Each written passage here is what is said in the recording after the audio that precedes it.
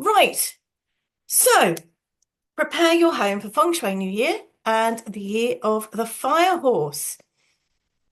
And what we're going to do is I'm just going to talk you through the agenda that I've set up for this because I want to make sure that we are covering all the bases here. And a lot of preparing your home for Feng Shui New Year is really showing it some love, showing it that appreciation for the strength, the support, the sanctuary it gives you. When you come home and you just relax and think, oh, I'm here, this is wonderful. That is a really good thing for you, for your psyche, for your peace of mind, but also for your home. We're also going to do an overview of the Flying Stars Feng Shui remedies. Now, I know there are a number of you here who are already working with me on your Feng Shui, and it is so lovely to see you. Um, but there are people who are thinking about Feng Shui. There are people who have only just tapped into Feng Shui since Christmas, and this is their first excursion into finding out a little bit more about Flying Stars Feng Shui. So we are going to go over those bagua areas. We're going to talk about the remedies that we use and why we use them. But I'll make that just as quick as I can. And then we're going to do a top level overview of the year of the fire horse and answer your questions. So if you don't love your home, how can you expect it to love you back? Feng Shui is as much about common sense as it is working with the energy that the building that you live in has built into it as a virtue of the time it was built, whether any renovations have happened, its location in relation to the compass directions, which way it faces, which way the back of it goes to. And you know, the interesting thing is, and this is not something we can get right into today, but the wall that your front door is on isn't always what we call the facing of your home.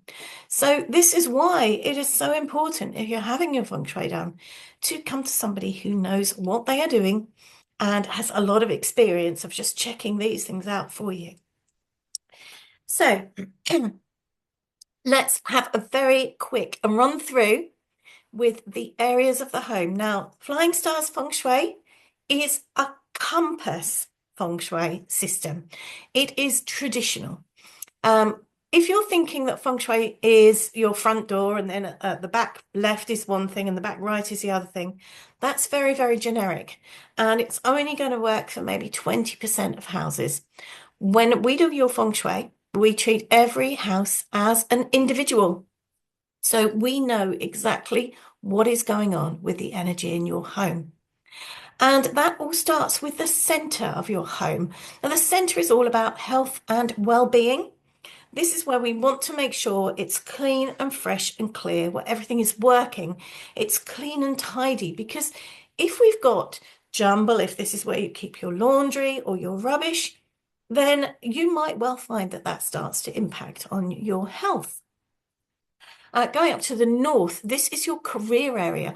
It's about your life path. Now, just because you might be retired or you might be a solopreneur doesn't mean you don't have a route that you are taking in your life and your world. So that's what your north is all about. Your northeast is about your knowledge, your spirituality, and your wisdom. It is a great place to have your kids do their homework. It's also a brilliant place for you to meditate, do yoga, to learn, and to expand your knowledge. Now, you might say, oh, well, learning and knowledge are one and the same. No, I don't think they are. I don't think they are. We can choose to do one or the other, but we're expanding ourselves in terms of our abilities in the Northeast. The East is about family and it is about community. And when we talk about community, we're talking about those people around you, your neighbors, your friends, the people that you work with. But it's also representative of the past. So if there are things that we kind of want to put behind us, then we put those in the East. That might include divorce papers, or if you're the sort of person who keeps your old school reports, you would want to put those in the East. Now, the Southeast is the one that so many people come into Feng Shui. So they come to Feng Shui and it's like, it's love or it's money. Come on, give me the love and the money. The Southeast is about wealth, money, and abundance. And abundance can come in so many ways. So just bear that in mind. Have a good close look around your Southeast. What's going on there? What have you got in that part of your home? And is that reflecting back? Perhaps if you've got a picture of a bowl of apples in your Southeast, you might well find that your apple trees are so overwhelmed in the summer that you can't actually manage to deal with all of them. Abundance comes in many forms. The South is about fame and reputation with two eyes. I really must correct that. And this is not, it's not you being on Britain's Got Talent or having your own TV show. This is about how you are known in your field, in your world, in your area. What do people think of you? How do they feel about you? When your name comes up, what's the first thing that comes to mind? That's what happens in the South there. Now, the Southwest is the other big flaggy one for Feng Shui, love and relationships. And this is primarily the relationship with a significant other, but it's also about the relationship with yourself, your self-appreciation, your self-love, because, in reality, how can we offer ourselves in a balanced relationship if we don't actually love the person we are? So this is where we can do a lot of that in the Southwest. The West is about new beginnings, a fresh start, a way forward, projects. If you are planning to move house, this is a great place to put the details of the property that you want to buy. If you are planning a new business, work on it in the West. Great thing to do because you've got that extra energy. And then finally, the Northwest is about travel and helpful friends. And anybody who knows me will know that travel is high on the list of things that I love to do. So that one does, basically what it says it does. But the helpful friends, now these aren't the people that you go out to dinner with or you get together with for a party. These are the people who rock up when you need them most. If you suddenly need a plumber, that's the guy with the plumber's van who happens to be outside your house just at the moment that you need him, or the person who stops to help you change a tire, the person who gives you their spare parking ticket when you've come out without your purse and all you need to do is run into the chemist. Those are your helpful friends. So I love working with the helpful friends. And if I say to you that I was working on a project in the run up to Christmas, which came on just at the last minute, 2 weeks before Christmas, somebody unexpectedly got the keys to their new home. And in that 2 weeks, we got a heating engineer in there to sort out the heating, a plumber to sort out all the plumbing, an electrician to do all the stuff that needed doing, somebody else to come in and change the toilet because it was leaking, and somebody to come and fix the roof, all in 2 weeks. That is the value of having helpful friends. They were all there right when we needed them. So never underestimate the power of the Northwest. So the first thing we want to think about doing in terms of preparing our homes is to take this time in the run up to Feng Shui New Year, which is at the beginning of February, 4th of February, is to think about decluttering and deep cleaning. Now, if you are already having Feng Shui for your home, if you've already got your flying stars done, you probably feel like your home is itching to get on with it. You can feel the energy starting to shift. And it's like this bubble of anticipation. And, I send out my reports. I mean, everybody's had their reports this week, which is great. And, I know that you've all got them and you're all good to go at the beginning of February. Don't you dare put your remedies in before then. But what a lot you can do before we get there. And I'm just the same as you. My house is just, it's saying, come on, let's get on with it. Come on. So my Sunday was spent just doing some decluttering. Everything in the bedroom's decluttered. Half of the kitchen is decluttered. The sitting room's decluttered. I mean, I'm very fortunate. It doesn't take me very long because I don't live with clutter. But if you've got a lot of clutter, if you've got a lot of mess, if you keep things that are broken, then that is going to hold you back, whether you have feng shui or not. So let's start as a very quick overview. When I say declutter, let's make sure that we do our best to find a way of recycling this somewhere. Whether we donate it, we sell it, or we ditch it, perhaps we gift it to somebody who we know will appreciate. Please don't ever force stuff on people who feel obliged to keep it because they might not have your inner strength. Remove anything that you don't use, need, or love. Clear those broken items, those past relationship reminders, anything which makes you feel low. Now, that might include, for example, if you've changed jobs, and jobs so often give, you get those mugs, don't you, or umbrellas. Somebody tried to force an umbrella on me the other day. One of the agents, or the real estate agents I work with, Suzanne, we've rebranded. Have this umbrella. No, thanks. And they just looked at me as though I was completely mad. I don't need your umbrella, thank you. It's absolutely fine. And this is the thing, we have these things given to us. And there's almost a sense of obligation that we keep them, or, oh, well, should I just bring it home so that I don't cause offense? Well, no, don't give house room to anything in your home that you don't use, need, or love. But if you've got a mug, say, from an old job, every time you open that cupboard, if you didn't enjoy that job or you've gone on to something better, that mug is bringing you down just for a fraction of a second, a fraction of your subconscious every time you see it. It's the same with things that remind you of old relationships or difficult situations or old friendships, which are no more and perhaps ended slightly under a cloud. Now, that doesn't mean that you won't reignite those friendships at some point in the future, but they'll be very different. So don't hold on to anything that is not part of you right here and right now. Now, don't store other people's stuff. It can block your energy. This is true. Okay. But I know that as parents, we're often expected to store stuff for the kids, especially when they're adults that go off to university. Okay, yeah, they get a buy. You can store their stuff. But when they've lived abroad for 5 or 6 years, then, in reality, they're probably not coming back for all those knickknacks from their bedroom.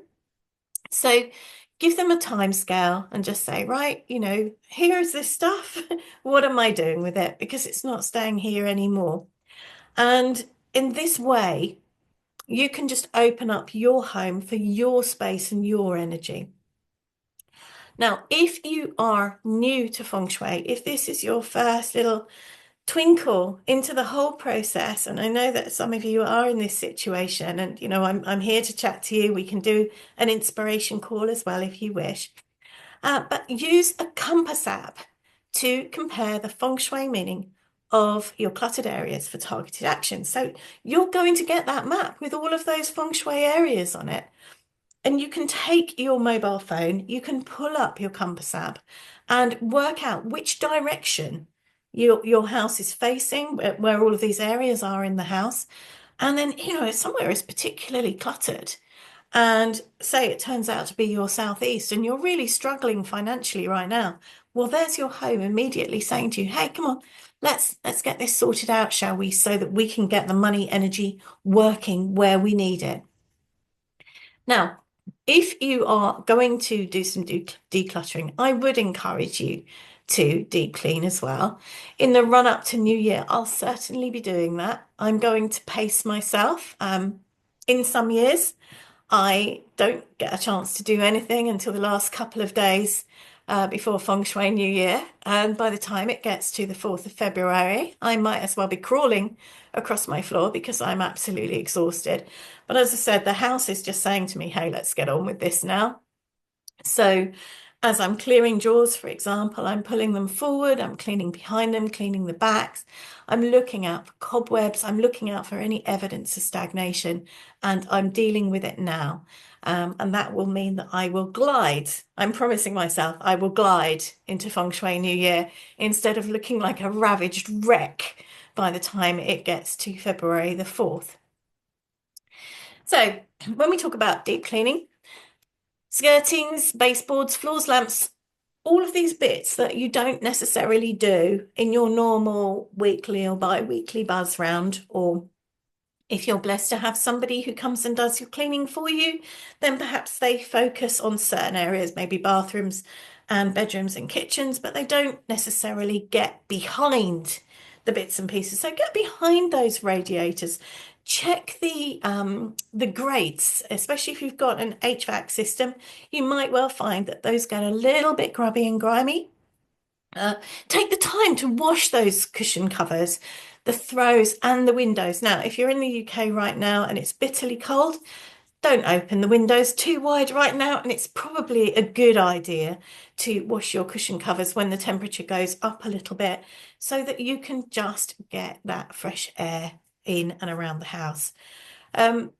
Kitchen, fridge, bathrooms. Now, I'm looking at a cupboard in my kitchen and thinking, I have so got to get in there because with all of the stuff and all the people who were around Christmas, it's just like there's one group of friends left, the next arrived, and it's just bedlam.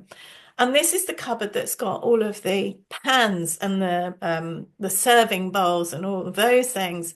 And it's just absolutely bonkers in there at the moment. So at some point, likely tomorrow evening, all of that will come out and it'll be reorganized. All of the stuff that I maybe won't use unless I've got a load of people around will be pushed to the side or the back. So it's just my daily use stuff that is right there where I need it. Now, when you are doing your cleaning, please don't forget to empty the vacuum. I do mine every time I use it, purely and simply because it's easier. Now, that's fine if you've got one of those things like a shark where you just empty the can into the bin. But if you have got a vacuum cleaner with a bag, I do take your point that you're not going to change that every time you use the vacuum cleaner. But please, definitely, before we get to Feng Shui New Year, that last hoover through, just please change that bag out and put a new one in at the beginning of February. And of course, the front door. And at this time of year, that's so often forgotten in very cold places because we don't like to leave it open any longer than we have to. But this is the mouth of chi. This is where all of the energy, the energy that's washing around outside on the road, in your apartment building or whatever, this is where the obvious place for it to come in is. And so focus on that being really clean, really fresh, sparkling. If you need to open it up, go around all the rims because they can get quite grimy, especially if you live near a main road. And really make it so welcoming, clear any rubbish from behind the door, anything outside. If you've got a porchway and you've maybe got winter leaves or dust or cobwebs or whatever, give that a spruce up as well. Let's welcome that positive new energy in. Now, I know that some of my clients already do their own space clearing ceremonies. Some of you work with me and will either do it in person, which I love doing with you, or we will do online. Now, you can do this when you have finished your deep clean or once your remedies are in place, and you can use it at any time during the year. Now, for example, change of seasons, as I say here, after a loss or a period of illness. This is a great way of cleansing the space. Now, smoke, as in whether you use, if you're in the States, sage smoke. Personally, I don't use white sage because it's an endangered species. So I use the equivalent here, which is lavender. And as the smoke goes into the air, it cleanses. It's known as an antiviral, and it just beats up those little virus bugs that hang around in sneezes and coughs and so on. Just cleanses those out of your house. And then what you're doing is you're getting rid of the stagnation. You are welcoming in this positive new energy. And when we do that with bells, with light, with candles, It's kind of a multi-pronged welcoming in, as well as a, goodbye, all you sticky, nasty, stagnant energy that has been rootling about in my house, making me poorly, causing irritations and frustrations. Once you have allowed all of that energy to change, and no kidding, it's just so peculiar. I always recommend that you go out for at least half an hour after you complete your space clearing ceremony. And when you come back, the place not only feels lighter, it also feels bigger. You've expanded the energy. And really, until you do it, you won't, you'll probably think I'm barking mad or, just being over enthusiastic. But in actual fact, try it and see. Now, one of the things that you will get with your little email tomorrow night, I think, tomorrow night or Friday, is the details of the space clearing ceremony. So you can do that whenever you like, however you like.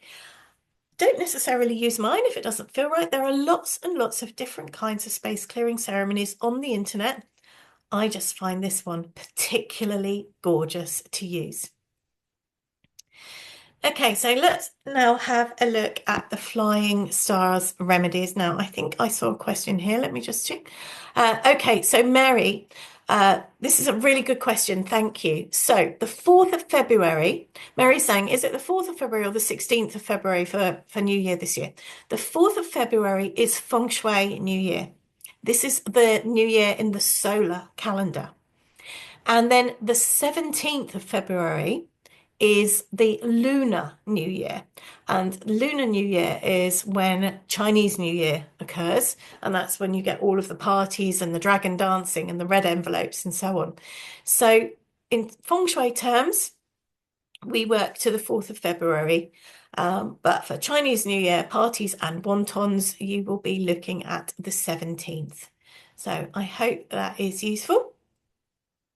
Okay, Flying Stars remedies. Now, again, if you are within the program, forgive me. We're just going to reiterate these things, and who knows, it might just, make you think, oh, yes, I could do that instead.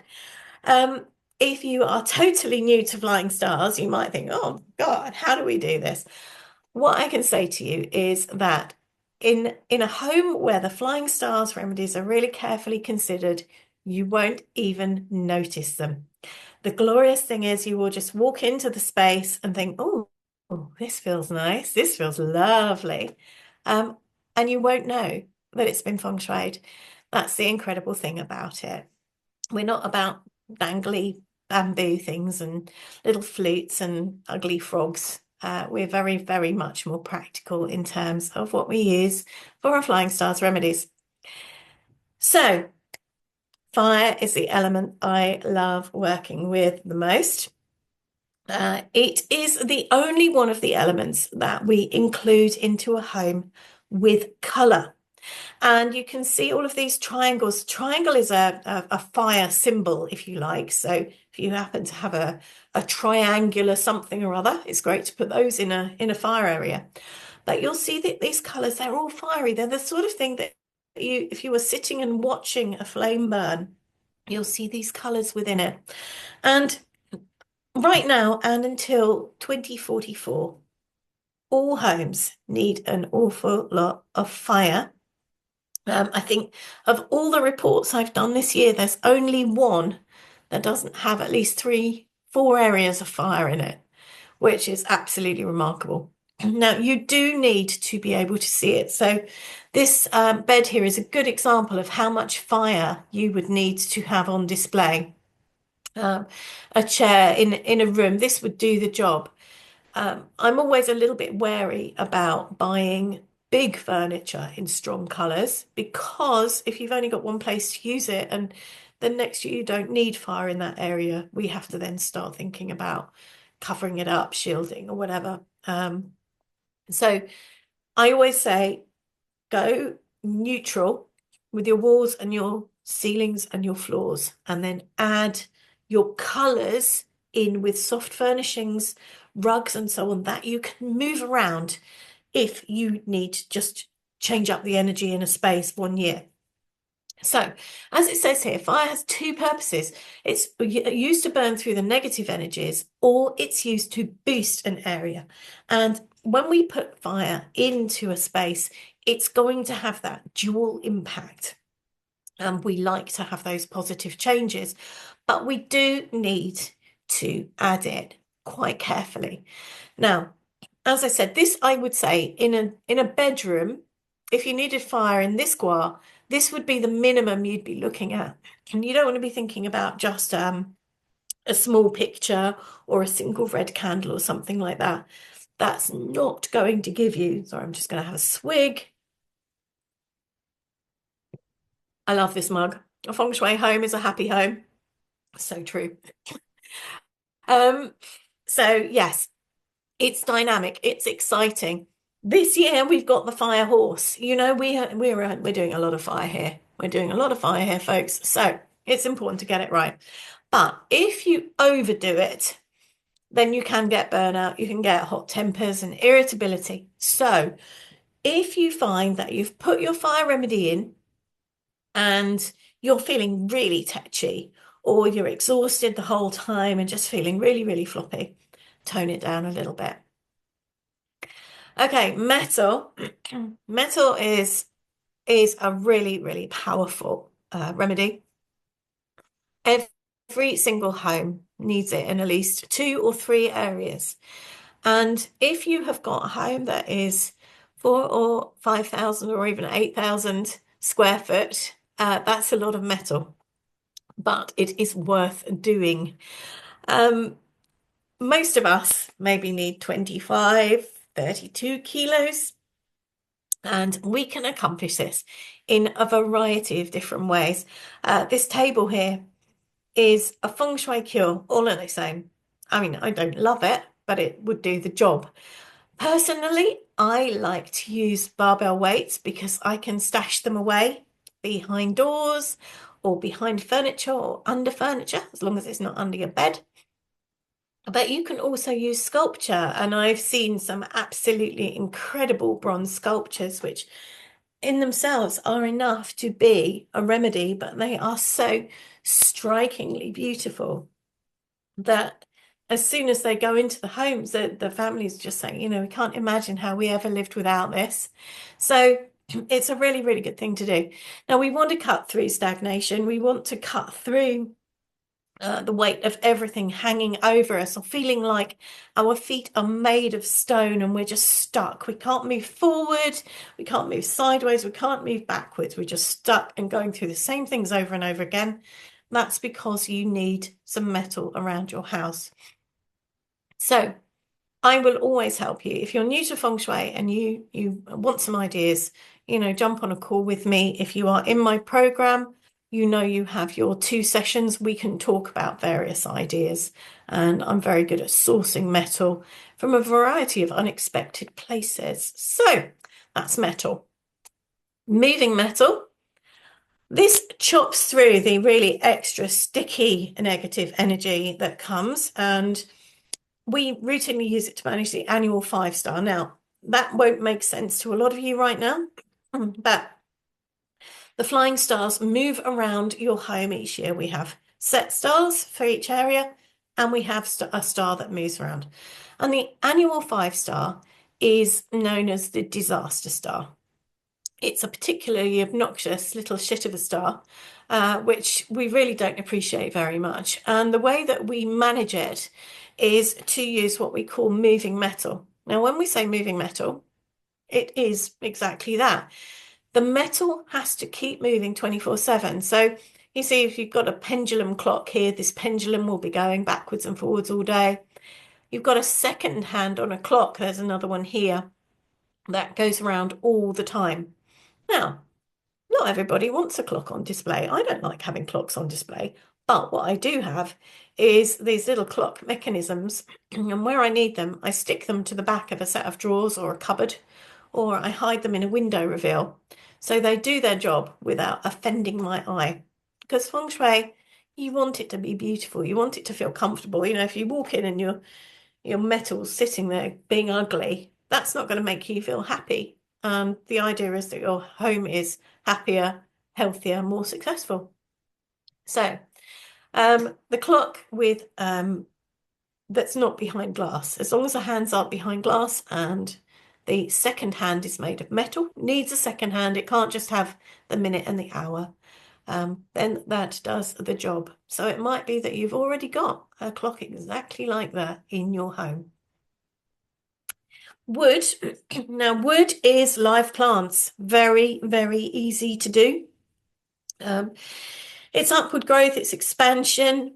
If you have a cycle 9 house, which means it has been finished or renovated since February 2004, you are likely to have some wood in your numbers.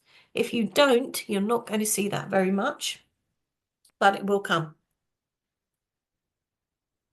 Now, it's really, really important that your plants are healthy because sick or dying plants will work against you big time. I'm just going to have a quick mute and a cough. Excuse me for 1 second.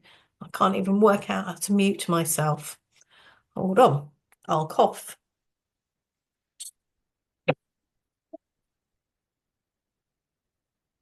Apologies about that.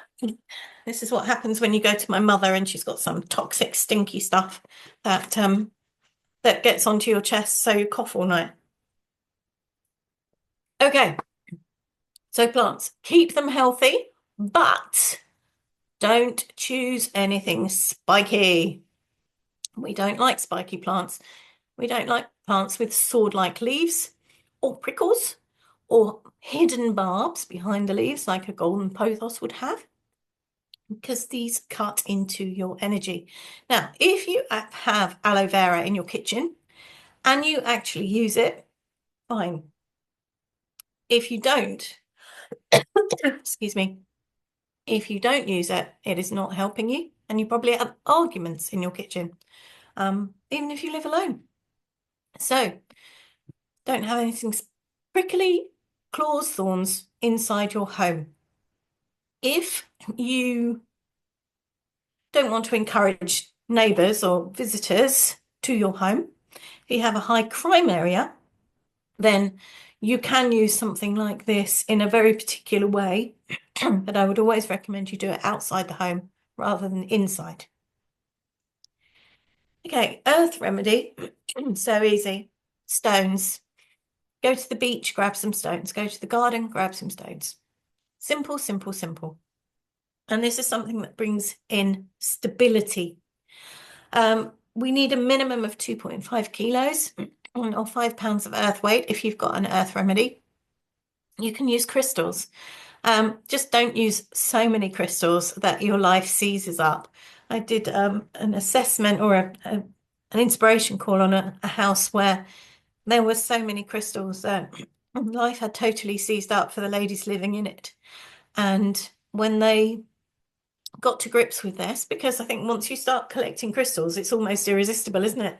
Oh, I'll have that one, and oh yes, and this one means that. Oh, I need that in my life, so I'll buy that too.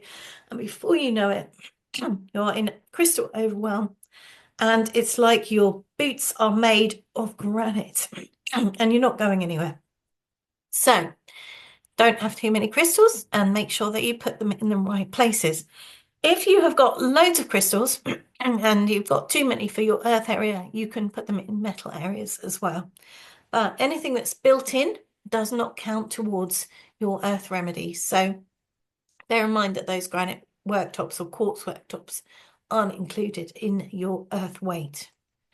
Now, red earth, it's jolly useful. I think almost everybody's got some red earth this year. Very simple to do. Clay pots, red brick, much the best thing. You can use a sol lamp, but I don't really like them purely and simply because you have to leave them 24/7, and that's not always a good plan. And I think some of the cheaper salt lamps maybe aren't as safe as others. So rather than have the fire risk, I think a clay or terracotta pot or brick is much more practical. I have a couple of red bricks and they do the job brilliantly. Water is about abundance and prosperity. But if it's in the wrong places, and this is why, if you're in any feng shui groups and you see something I put up, somebody says, "Oh, where do I put my aquarium?" Or I had to buy a water remedy. Where should I put it? I'll say, don't. Do not put a water remedy in unless you know you need it, because it really can trigger some quite quite significant health problems in certain situations. Infidelity, which is not much fun for anybody.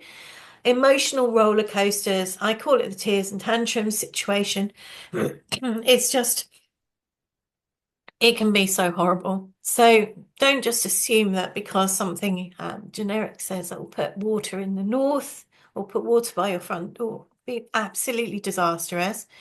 Um, we dealt with somebody last year who had just, I think, put how to feng shui my home into ChatGPT and got a load of tosh up. And all four members of the family had lung problems within a couple of months. So the first thing we did was take out all the water, and they are fine now. But it's not a good thing to do. So just avoid your water if you don't need it. And if you do need it, make sure that the pump is moving 24/7, and make sure that you've always got at least 1 litre. You go for a larger jar or vase like this, then you know it's not going to run out. And if you are getting started at the beginning of February, and you haven't had a chance to find something beautiful, stick it in a bucket, because a bucket is better than nothing. And you don't have to keep it in a bucket forever, just until you find something you really want. So what not to use? Anything kitsch. These are, so when somebody says to you, this is a feng shui good luck charm, this makes money. Yes, it makes money for the person who has sold it to you. It is not going to make a blind bit of difference to you. Bonsai, by their very nature, are constricted. So if you want to constrict yourself, almost like you're in a straitjacket, buy a bonsai. They are not going to add greatly to the energy in your home. It's probably best we don't get started on the Buddhas, except for me to remind you that the Buddha chose to live in celibacy and solitude, relying on the charity of others in poverty. And if you are a practicing Buddhist, you would not have anything like this on display. You would respect your Buddhas. The Buddha is not, it's not a decor item. It's not going to make you feel more Zen. If you are a practicing Buddhist and you follow the process, marvelous. You know exactly how to treat your Buddhas. If you're not, then and you have Buddhists, then please take them to the nearest Buddhist sanctuary and pass them over, because they will be appreciated there. If you've got questions on that, ask me at the end. I'm going to change the slide and have a swig.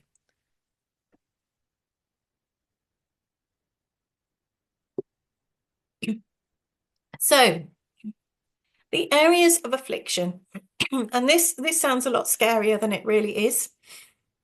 Once you have got your feng shui remedies in, a little bit of care and attention solves the problem anyway. But areas of deep negativity and challenging energy combinations. So, if you're planning renovation in your south this year, your south, everybody will have heavy metal and moving metal in their south this year, without exception. And we're just going to try and keep that as calm as possible. So if you don't have to, if you've got a home office that happens to be in the south, but you could maybe move somewhere else for a year, brilliant. If you could move to another bedroom, brilliant. I mean, it's not obligatory. As long as your remedies are in, it'll be okay. We just want to give you the maximum benefits to your feng shui. My south is my sitting room. So I guess that's telling me that I will be curled up in the chair in my other room for a little bit more this year, instead of just hanging out in the sitting room in the south. If you're thinking about doing a major extension in the south or in the northeast, So an edge of the northeast to the edge of the northwest, then it is definitely worth, this is called the three killings and the year breaker. Let me just move this on to the next slide. Um, again, it's not going to break you, but we like to manage it just wherever we can. So just try and keep things a little bit peaceful. If you have to work in the south, then sit with your back to the south rather than facing it. Uh, and always make sure that you've got your full remedies in. If you've been told you need heavy metal or moving metal, make sure that you put those in. And if you are working in this three killings area, so these are the compass references to it.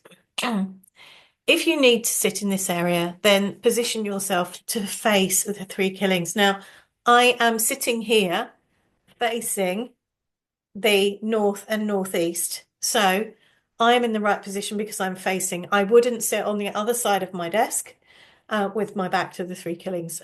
It would not feel very comfortable. And that's the thing. A lot of this, when you've got it right, it will feel really comfortable. And when you've got it wrong, it won't. So, salt cures. Gotta love a salt cure. So useful. Even if you're not using Feng Shui, you can get in and put some salt cures into your home. This is how they start off looking. Now, I realize that this is quite a deceptive picture because this is a tall glass like this. You want to have glass, a piece of glass, whether it's a jam jar or a vase, but it needs to be at least the size of a highball glass or a 1 pound jam jar to get the alchemical reaction. You can see they start off like this, and what they do is they absorb negativity. And some of them won't change at all. You will get to February the following year and they still look like this. And that's great. But sometimes they get like this, or even bigger. I've known them just look like great big chrysanthemums or, lily pads even. And I look at it and I think, well, great, that's absorbed all that negativity, so I don't have to worry about it. Now, we're not going to go into great detail on this now because I'm enclosing a video with the information that you will get tomorrow. And that will show you what you need to make a salt cure and how to make it. The only thing to remember is that when they get to this stage, you touch them only with rubber gloves. You do not recycle the glass. And the whole lot goes in the bin untouched by human hands because you do not want that negativity on your skin or in your home. But they do stay there for the year if you want them to. So, the fire horse. Don't we just love AI for all these fire horse images? They are excellent. Okay, so the fire horse is big. It's exciting. It's momentum. I mean, you need to get on this horse and ride it. It's the long and the short of it. It's expressive and transformative. Everything is going to be shifting and it's going to be moving forward. If we look back historically, it's linked to revolutions, the collapse of old structures, and exposure. Things come to the fore. Hidden things are revealed. And that's not always, that might be in your own family. It might be something global. You just don't know, but these things will happen. It's going to be fast and it's going to be loud and it's going to be impatient. Where I think currently we're told that we've got about a 3-second attention span for a post on social media. You think how long it takes to put a post on social media and somebody just flicks through it. That's going to speed up even more. So, if you don't waste your time if it's not going to make a difference to you. You need to be adaptable and you need to have clarity about what you're doing because if you are impulsive, you are careless, then that's going to backfire on you. Information is going to spread so much more rapidly, even than it is now. And what we're being told is, you know, AI, I don't love AI personally, but we've got to work with it. Because if we work with it, we can manage it. If we let it take over, then we lose ourselves as well. So if you are you're a solopreneur, you've got a business, use AI, but use it with care and with caution, and use it with your ethics. Make sure that the information it puts out, because, goodness knows, if you just put something into Chat GPT or Gemini, some of it will be right, but a lot of it will be completely wrong. So just make sure that you aren't pumping out misinformation, because that will backfire on you. And then spiritually, psychologically, we're going to have this awakening. We're going to be questioning things a lot more. We're going to be really looking at people and saying, hey, are you telling me the truth? Because, the last couple of years, there's been almost an acceptance that we believe what we see. Even the mainstream media is only telling us what certain political parties or certain directions want us to show. So do your own research. That's what I would say to you. Don't just trust that something you see online or even on a news program is right. I'm not saying fall down a conspiracy theory hole. Far from it. Absolute total opposite. Do your own research. Find out what's going on, and then make your judgment based on your research, because there's just too much rubbish out there right now that if we all believe, then we will all fall into a horrible heap of doo-doo and never want to get out of bed again. So let's have a look at what the Year of the Fire Horse is going to bring us on the good side. So creativity, inspiration, and personal growth. Just get out there and do it. Work with your friendships. That collaboration is going to be so important. Even for those of us who work alone or with one or two people, make sure that you're working with other people who are going to bring different views in. I work very closely with Suzanne Butler, who is an Australian Feng Shui consultant. It's very handy. We're both called Suzanne. And, we do a lot together. So she might come over here and work with me. I'm there for her. We collaborate because we know that this is a great way to move things forward. And this year it's going to be so important for everybody. Now, with the business, yes, you will get sudden breakthroughs. You will get momentum. And the fire-led industries, and I will go into that more in the in-depth program that I've done for you, those will rise rapidly. So it includes tech and the media. Globally, we are going to see leaders who act with integrity being rewarded. We are going to see positive shifts and constructive reforms accelerate worldwide. But we talked very briefly about the fact that things are going to surface, things are going to come out. So if people have been misbehaving, that is likely to show up, and make your own judgments on that. So take away from this: embrace your opportunities, nurture your connections, and let your creativity flow. The bad. Personal, we're going to have a lot of swings and misunderstandings, mood swings, relationship challenges. Because we have got this immense fire energy, we have to manage it. If you feel like it's too much, step back. Take some breathing space, take some me time. So important. And especially as a mum, if you're putting everything out for everybody else, you are going to get more exhausted this year if you try to do everything and be everything to everyone. So factor in that self-care for yourself. It's going to be so important this year. Fast growth can collapse if mismanaged. There are industries that are under pressure. The metal, earth, and water industries will face instability and there is risk of infrastructure failure and blackouts in power grids. Now, we talk about the shadow of the year. And the shadow tends to come. This is why you're starting to feel this excitement about the new year and the anticipation, because the shadow's already falling over us. Now, you'll see in the global and political section that travel routines and daily life may feel unpredictable.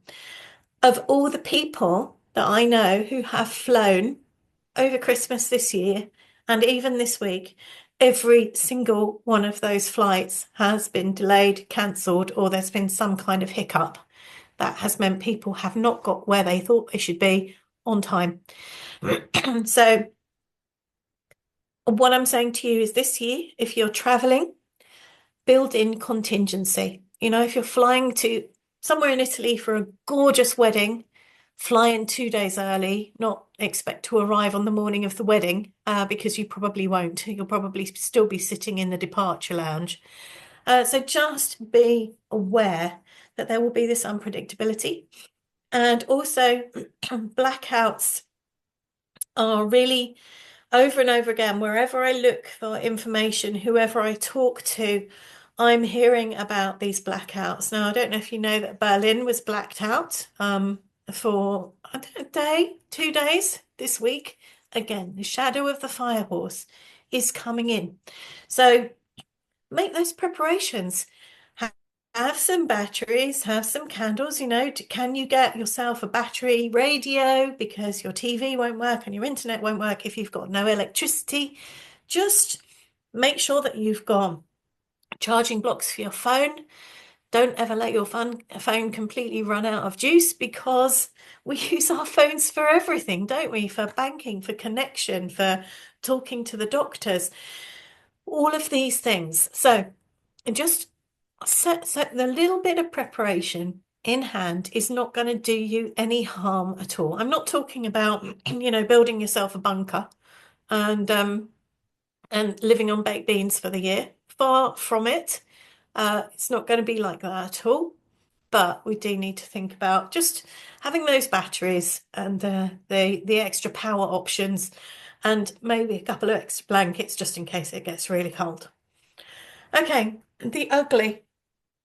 We talked about those secrets surfacing, the emotional turbulence, and secrets, they can turn up in all kinds of ways, from the most hidden family secrets through to something major that changes everybody's view of an actor or a personality, anything like that.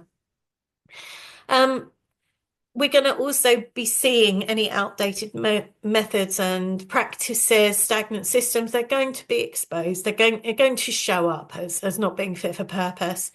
And you're going to see mistakes. You know, we're not going to get, if you're in the UK, you know about the post office scandal, which was covered up for 30 years.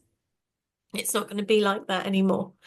Not this year anyway. If there are mistakes or mismanagement, these will come to the fore straight away.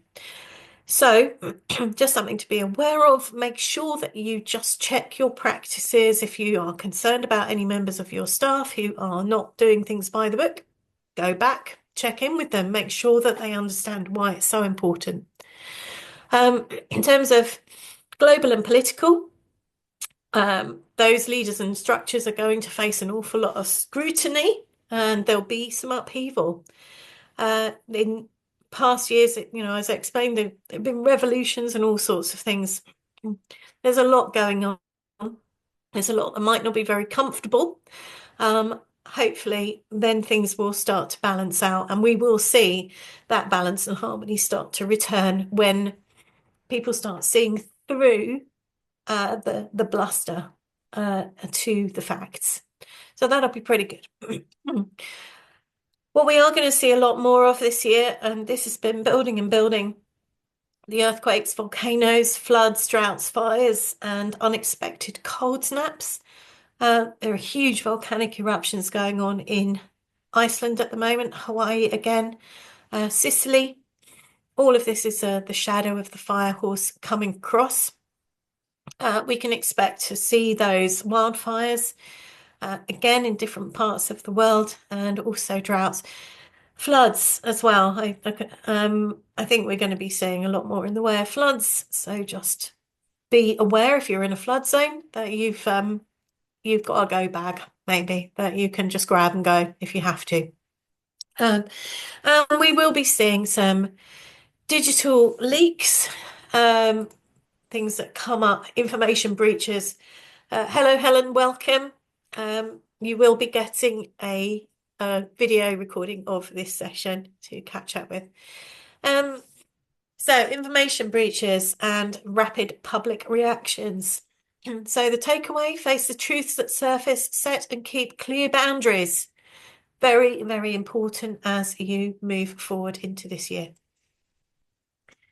But in the midst of chaos, there is also opportunity. So how can you make the most of this time? What can you do? What have you learned here? What might come to your mind tonight or tomorrow, or when you're going for a walk, then you think, oh, yeah, okay, I can take that from that firehorse session and I can make a difference in this way or that way. So I'm always going to say to you, ride the firehorse. Use its energy and don't be trampled underfoot. You don't have to ride it fast. You don't have to be galloping on it, but you don't want to be hanging back or getting your foot caught in a stirrup and dragged along with your bum bouncing on the floor, because that's very, very uncomfortable. Stay adaptable.